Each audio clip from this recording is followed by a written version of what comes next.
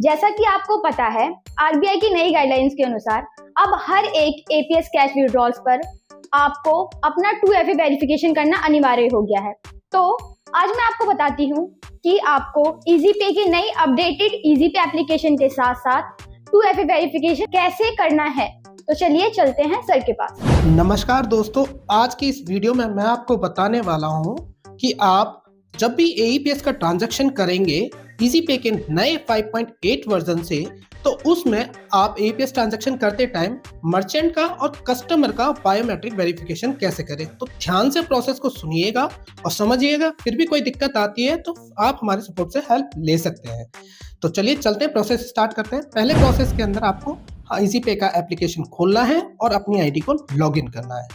ID को जैसे ही आप लॉगिन कर लेते हैं, लॉगिन करने के बाद आपको BC बैंकिंग पे क्लिक करना है। BC बैंकिंग पे आप क्लिक करेंगे तो वहां पे आधार विड्रॉल पे क्लिक करना है। आधार विड्रॉल के बाद आपको NSDL बैंक पे क्लिक करना है और NSDL बैंक पे जैसे ही आप क्लिक करेंगे तो वहां पे आपसे आपके डिवाइस मांगेगा। ये दिन का पहला 2FA जो हर मर्चेंट को कराना होता है, वो प्रोसेस स्टार्ट हो गया है। यहाँ अपनी डिवाइस सिलेक्ट करेंगे। डिवाइस सिलेक्ट करते के साथ आपको सबमिट करना है। सबमिट करते ही रिटेलर को अपनी फिंगर को स्कैन कराना है। फिंगर स्कैन कराता ही आपका दिन का पहला 2FA वेरीफाई हो गया है। अब जिस कस्टमर को पैसे निकालने हैं, आप उस कस्टमर के लिए कैश विड्रॉल पे क्लिक करेंगे। कैश विड्रॉल पे क्लिक करते ही यहाँ आपसे आपके कस्टमर की डिटेल पूछी जाएगी। आप इसमें पहले उसका आधार नंबर, जिस आधार से उसको पैसे निकालने हैं, वो आधार नंबर यहाँ एंटर करेंगे। उसके बाद उसका जिसमें खाता है उस बैंक को सिलेक्ट करेंगे। बैंक सिलेक्ट करने के बाद आपको यहाँ पे मोबाइल नंबर एंटर करना है। मोबाइल नंबर एंटर करते ही आपको यहाँ पे कितना अमाउंट निकालना है वो डालना है। फिर अपनी डिवाइस सिलेक्ट करनी है जिस पे आप स्कैनिंग करना चाहते हैं।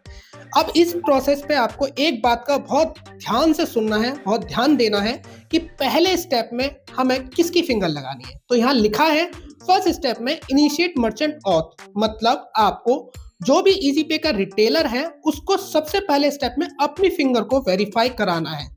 सभी रिटेलर यही गलती कर रहे हैं, वो पहली बार में कस्टमर का फिंगर लगा दे रहे हैं, जिसकी वजह से उनकी ट्रांजैक्शन डिक्लाइन हो जा रही है और उनको एक एरर मैसेज आ रहा है।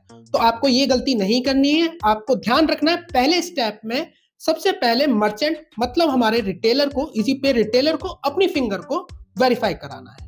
तो उसके लिए उसने डिवाइस सिलेक्ट कर ली। डिवाइस सिलेक्ट करने के बाद फर्स्ट स्टेप है इनिशिएट मर्चेंट ऑथ पे क्लिक करेंगे और रिटेलर को अपनी फिंगर को वेरीफाई कराना है। जैसे ही रिटेलर की फिंगर पहले स्टेप में वेरीफाई हो जाएगी तो आप देख रहे हैं यहाँ सेकंड स्टेप आ गया। साफ साफ लिखा है सेकंड स्टेप में कस्टमर ऑथेंटिकेशन सबमिट, मतलब अब कस्टमर की बायोमेट्रिक को वेरीफाई कराना है। अब कस्टमर की फिंगर को आपको वेरीफाई कराना है 3 मिनट के अंदर। टाइम भी दिया है और साफ साफ लिखा है कस्टमर मतलब जिसके आधार से आप पैसा निकाल रहे हैं, अब उसकी फिंगर को आपको वेरीफाई कराना है सेकंड स्टेप में। अब कस्टमर की फिंगर रखी, वेरीफाई हो गया है। वेरीफाई जैसे आप कस्टमर की फिंगर को वेरीफाई कर देंगे, आपकी ट्रांजैक्शन सक्सेसफुल हो जाएगी। देखिए सक्सेसफुल मैसेज आ गया और आप अब कस्टमर को उनका पैसा दे सकते हैं क्योंकि पैसा आपके वॉलेट में आ चुका है। मैं फिर से कहूंगा, आपको ये गलती नहीं करनी है। पहले स्टेप के अंदर आपको हमेशा रिटेलर को अपनी फिंगर को वेरीफाई कराना है, ना कि कस्टमर को। और सेकंड स्टेप में आपको कस्टमर की फिंगर को वेरीफाई कराना है। तो होप आप ये गलती दोबारा नहीं करेंगे और इसी तरीके से ट्रांजैक्शन करते रहेंगे।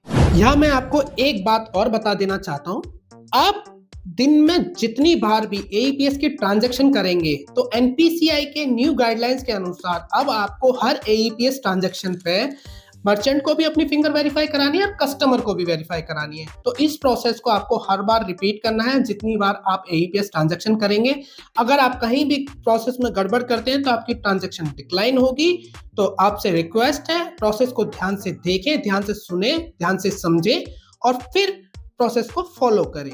और कहीं भी आपको कोई दिक्कत नहीं आएगी। अगर फिर भी कोई दिक्कत आती है, आप हमारी सपोर्ट से, हमारी हेल्पलाइन से सहायता ले सकते हैं।